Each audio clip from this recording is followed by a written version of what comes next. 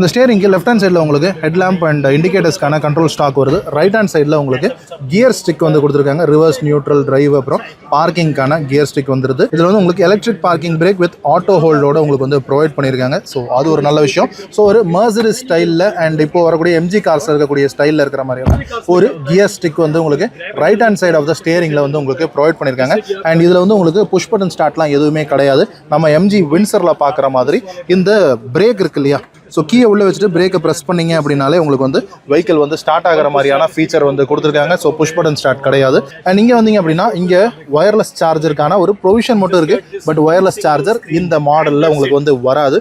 2 cup holders வந்து வருது. And இங்கேயும் ஒரு சின்ன ஒரு கபி ஹோல் வந்து வருது. அண்ட் இங்கே சென்டரில் ஒரு ஆம்ரெஸ்ட் ஒன்று கொடுத்துருக்காங்க. லெதரேட் மெட்டீரியலில் ஃபினிஷ் பண்ணியிருக்காங்க. அண்ட் அது கீழேயும் ஒரு கபி ஹோல் ஒன்று உங்களுக்கு ப்ரொவைட் பண்ணியிருக்காங்க. அண்ட் இந்த இன்சைட் ரியர் வியூ மிரர் வந்து உங்களுக்கு ஃப்ரேம்லெஸ் இன்சைட் ரியர் வியூ மிரராக கொடுத்துருக்காங்க. அண்ட் எல்இடியில் உங்களுக்கு லைட்டிங் ப்ரொவிஷன் வருது. பேசஞ்சர் சைட் சன்வைசர்லயும் உங்களுக்கு வந்து மிரர் கிடையாது. டிரைவர் சைட் சன்வைசர்லயும் உங்களுக்கு வந்து மிரர் கிடையாது.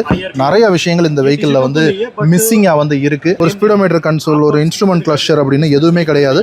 ஆக்சுவலா VF6 VF7ல உங்களுக்கு வந்து இந்த ஹெட்ஸ் அப் டிஸ்பிளேயாவது உங்களுக்கு வந்து ப்ரொவைட் பண்ணியிருப்பாங்க. பட் இது வந்து ஒரு பட்ஜெட் கார் மாதிரி உங்களுக்கு வந்து எந்த விதமான ஒரு விஷயமே இதில் வந்து கொடுக்காம இருக்கு. ஸோ எல்லாமே உங்களுக்கு வந்து இந்த ஸ்க்ரீனில் தான் இருக்கு. ஸோ இந்த ஏசி அட்ஜஸ்ட்மெண்ட்ஸாக இருக்கட்டும், இந்த சைட் மிரர்ஸ் வந்து க்ளோஸ் பண்ணக்கூடிய அட்ஜஸ்ட்மெண்ட்ஸாக இருக்கட்டும், எல்லாமே உங்களுக்கு இந்த ஸ்க்ரீன்லேயே தான் வந்து நீங்கள் வந்து ஆப்ரேட் பண்ணுற மாதிரி கொடுத்துருக்காங்க. அண்ட் ஃப்ரண்ட் சீட்னுடைய கம்ஃபர்ட் வந்து சைட் போல்ஸ்டர்ஸ் வந்து ஓரளவுக்கு ஓகேவாக கொடுத்துருக்காங்க. ஸோ இந்த மாதிரி தான் ஒரு டியூவல் டோனில் வந்து உங்களுக்கு வந்து ஃபினிஷ் பண்ணி கொடுத்துருக்காங்க. இந்த பேசஞ்சர் சைடில் உங்களுக்கு வந்து ஒரு க்ளோ பாக்ஸ் கொடுத்துருக்காங்க. அதுக்கு இங்கே ஒரு புஷ் பட்டன் மாதிரி இருக்குது.